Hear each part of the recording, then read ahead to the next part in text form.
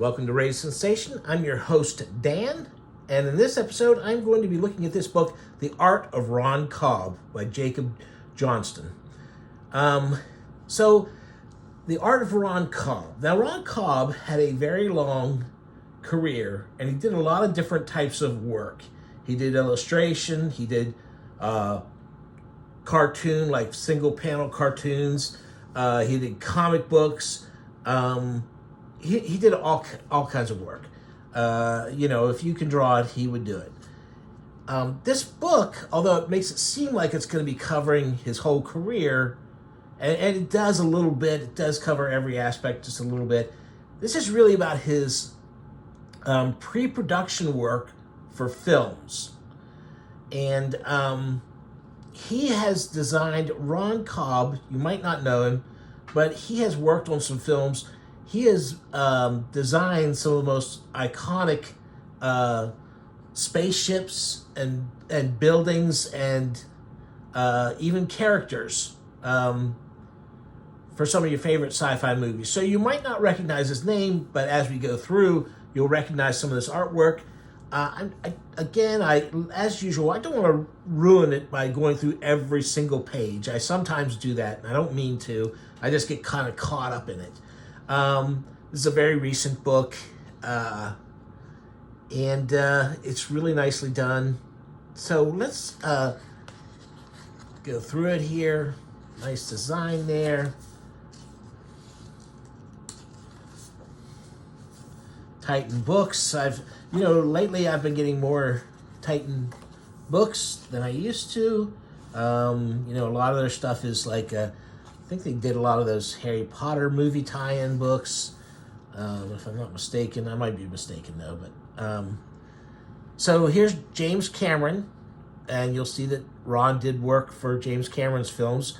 Wrote the foreword.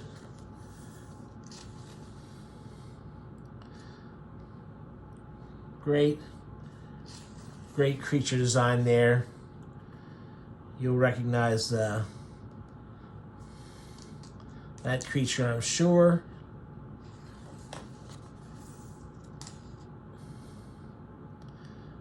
Film and TV. So, Dark Star, John Carpenter and Dan O'Bannon's first student film. He designed the spaceship for that. There's funny stories about how hard it was to get him to do the design he had promised. But it's pretty cool looking. And here's some of, like this creature, this was a design he had already come up with for something else. He ended up slightly redoing it for Star Wars. Another creature you might recognize from that. And then this is one of the things I remember when Aliens came out, and they had a lot of behind-the-scenes stuff. Now, there are usually thousands of pages of pre-production stuff done by different artists for movies. And Ron Cobb wasn't the only, obviously Giger, or is it Geiger? Giger designed the creature itself, the alien, and so he's famously got a lot of pre-production stuff that he did for Aliens, and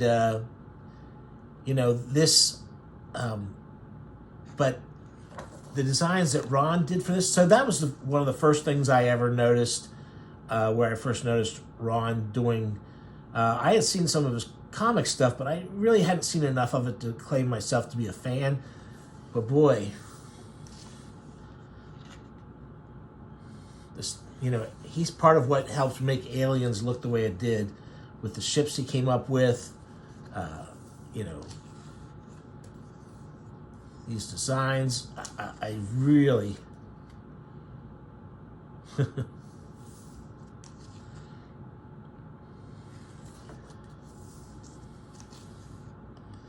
you'll see that a lot of this stuff he did on paper with grids to help when the model makers or the carpenters were creating their stuff. There was this grid work there for it.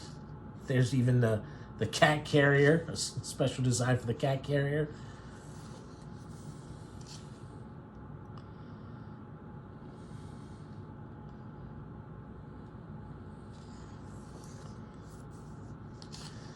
So he did, for the special edition of Steven Spielberg's Close Encounters of the Third Kind, when they reshot, when they reissued it, they did a small, a quick thing where you get a glimpse of the inside of the alien ship, and he's the one who designed that. He was one of many of the talented people who got to work on the unrealized version of Dune, which many people, of course, call the greatest movie never made. I don't know about that. Here's some design work for the Raiders of the Lost Ark. He came up with these crazy designs for the, a reworking for the plane that Indy has to fight on with the guy. And I saw his Conan stuff somewhere. I think it was probably Cinefantastic that had some of his pre-production stuff for Conan. Designing the sword, maps. And this is apparently, this image was done as a joke for the art department to illustrate the degree of violence in the movie should be sickening. I wish it had been that gory. That'd have been great.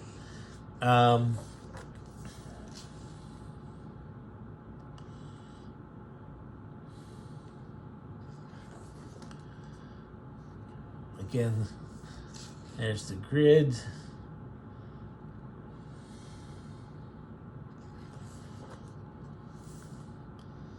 And here you see the design for this miniature they did, and you can imagine, how helpful it was to have this done on a grid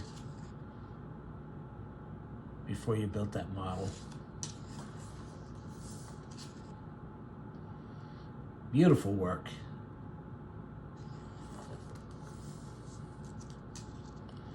I don't remember all these buildings from the film.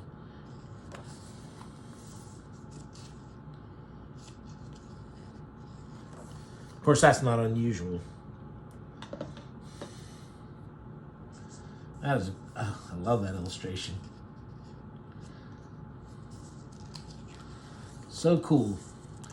Night Skies. This was a movie he did pre-production work on. But they scrapped it in favor of making E.T.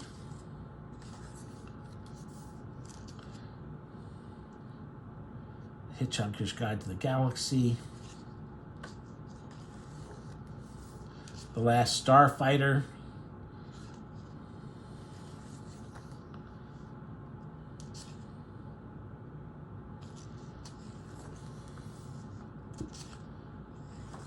Wow. Nice. I wish there was more of the creature design work and stuff too. I've seen some other stuff.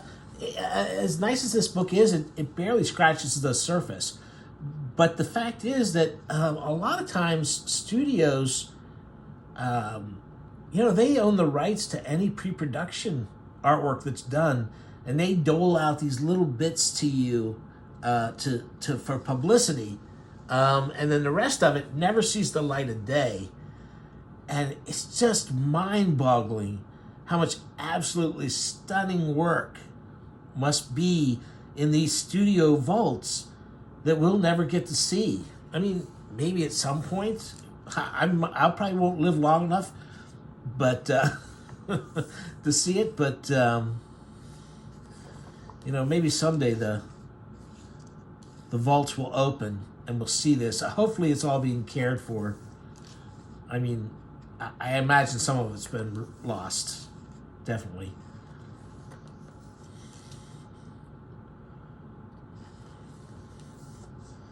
Back to the Future. I was a little too old by the time this film came out. I didn't really See it, robot jocks.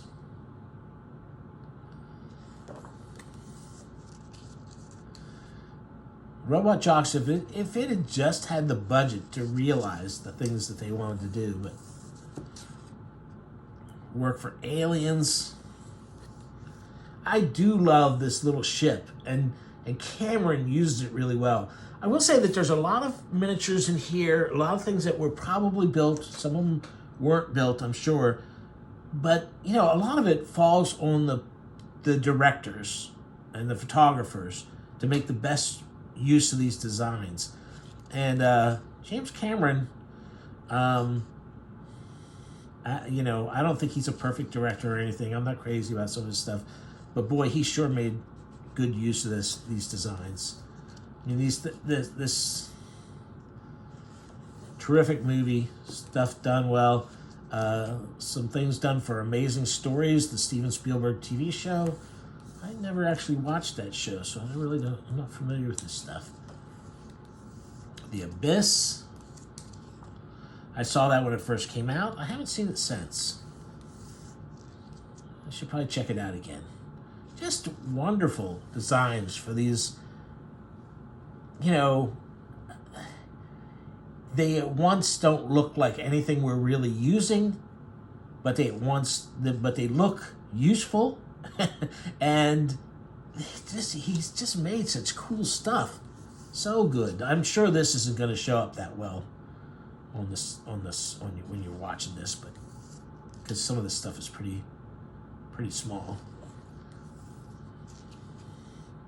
Total Recall.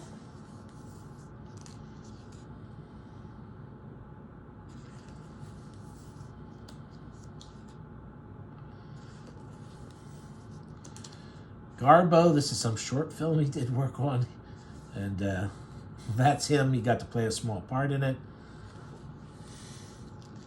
True Lies. The Rocketeer. So they had him redesign the jetpack for the Rocketeer because they first did it so it looked exactly like Dave Stevens' drawings, and then they realized, oh, this works as a comic, but it does not work for the film, and so he came up with a new design for it that they ended up using in the Sixth Day. I don't know if I've ever seen that film.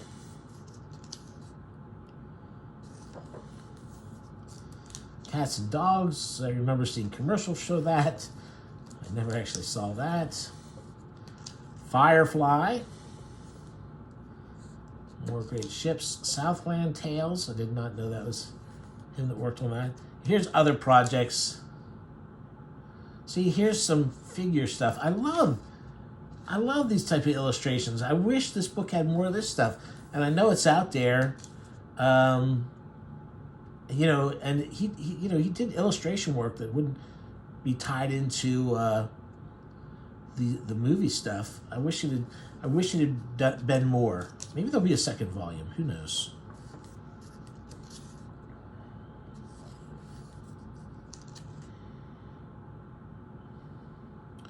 Space Truckers. I remember not liking that movie very much. Maybe I was too harsh on it at the time. District 9.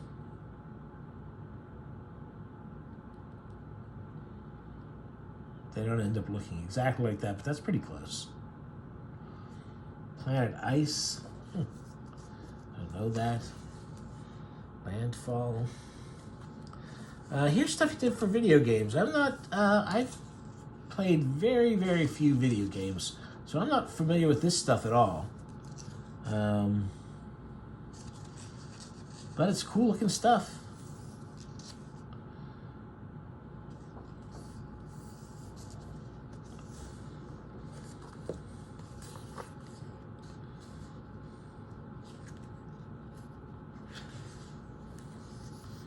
Here's some of those political cartoons he had done at one point.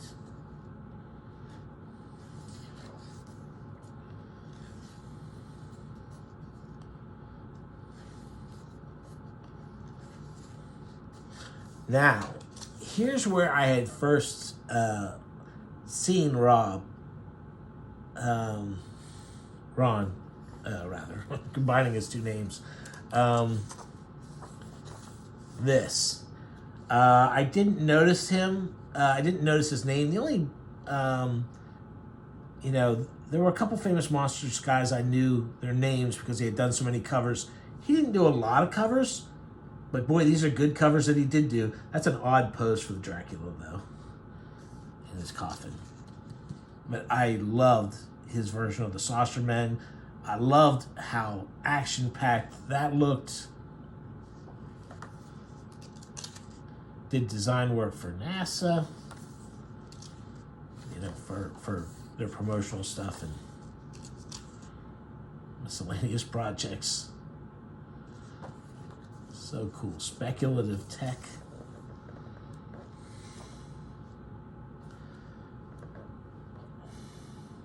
Well, did I say I wasn't going to flip through the whole book and ruin all the surprises? I don't think it ruins the surprise with this book. I think if you're enjoying this, I mean, yes, you can pause on each page as I go through and take a better look at it. But I think this will give you a good idea about whether or not you feel like you need to track it down.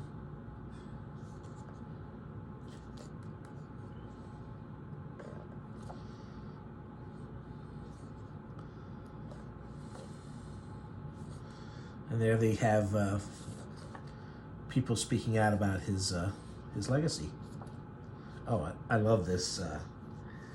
They call this the amputee lizard because he's had one of his legs, arms replaced.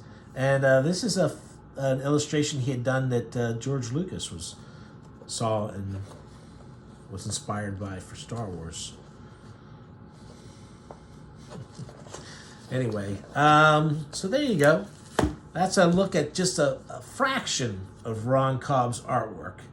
And like I said, I would have rather it covered a lot of other things about Ron's career, but I will admit that, to most people, the movie stuff is the big cheese.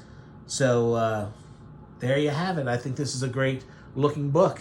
And thanks for watching.